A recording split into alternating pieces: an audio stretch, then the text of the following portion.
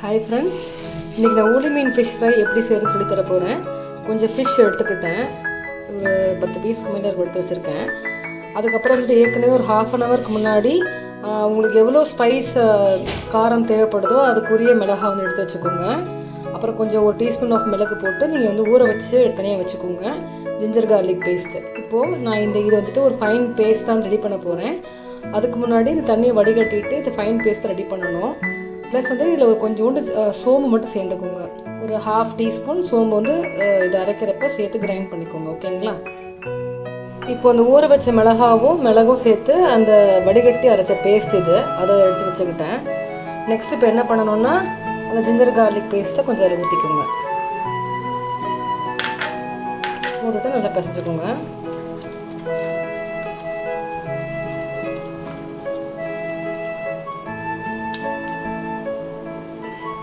Next இந்த ஊற வச்ச பேஸ்ட்டை ஊற்றிக்கோங்க. இந்த சோம்பு நான் ஆட் பண்ணியிருக்கிறேன், ஏற்கனவே சொன்னேன்.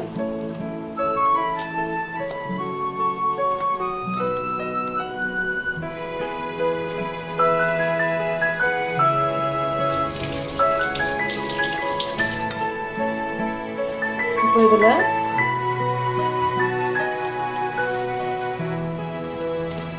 1 டேபிள் டீஸ்பூன் வந்துட்டு சால்ட் போட்டுக்கோங்க. நெக்ஸ்ட்டு ஒரு பிஞ்சு மஞ்சத்தூள். Next half a teaspoon chilli powder. 1 teaspoon மிளகுத்தூள். அப்புறம் 1 டீஸ்பூன் கார்ன்ஃப்ளவர். இப்போ இது எல்லாத்தையும் நல்லா ஒன்றா பிசைச்சுக்கோங்க.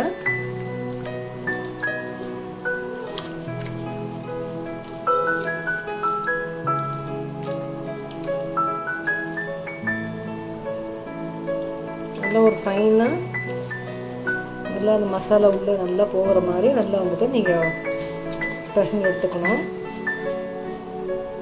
சால்ட் வந்துட்டு உங்களுக்கு பத்தலைன்னா அதுக்கு நீங்கள் எக்ஸ்ட்ரா நீங்கள் ஆட் பண்ணிக்கோங்க. எனக்கு கரெக்டான சால்ட் கன்சப்ஷன் நான் போட்டிருக்கேன். இப்போ எல்லாத்தையும் மிக்ஸ் பண்ணியாச்சு.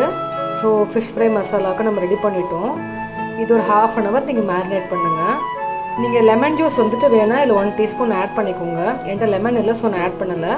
ஸோ லெமன் ஜூஸ் ஆட் பண்ணிங்கன்னா இன்னும் டேஸ்ட் கொஞ்சம் என்ஹான்ஸ் பண்ணி ரொம்ப டேஸ்டியாக இருக்கும். இது ஒரு ½ மேரினேட் பண்ணுங்கள். ஓகே, இப்போது மசாலா நல்லா ஃபிஷ்ஷில் ஊறிடுச்சு. நெக்ஸ்ட் என்ன பண்ணணும்னா ஒரு தோசைக்கல்லில் நல்லா ஹீட் பண்ணி வச்சுட்டேன். எண்ணெய் ஊற்றி வச்சுக்கோங்க. நான் யூஸ்வலாக கடாயில் செய்கிறத விட தோசைக்கல்லை செய்கிறத விரும்புவேன். ஸோ உங்களுக்கு வந்து இது ஆப்ஷன் தான், நீங்கள் வேணால் கடாயில் கூட செஞ்சுக்கலாம். எண்ணெய் ஊற்றி ஃபிஷ்ஷை பொரிச்சு எடுக்கணும். இல்லை ஃப்ளேம் கொஞ்சம் ஹையாக வச்சுக்கோங்க. இப்போது எண்ணெய் நல்லா ஹீட் ஆகிடுச்சு. ஃபிஷ்ஷை பொரிச்சு எடுக்கலாம்.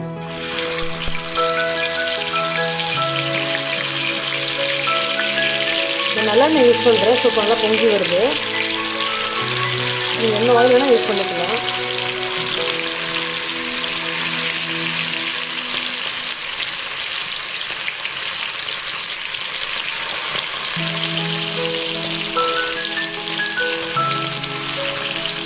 எப்பவுமே டேஸ்ட்டுக்காக ஒரு கருவேப்பிலை கொத்து ஓரமாக வைப்பேன். நெல் வச்சு பாருங்கள், டேஸ்ட் நல்லாயிருக்கும். அதோட ஒரு சில்லி வந்துட்டு கீரி வச்சுருக்கேன், பச்சை மிளகாய், அது ஓரமாக வச்சுக்கோங்க. பாருங்கள், ஃபிஷ் நல்லா குக் ஆகிடுச்சு.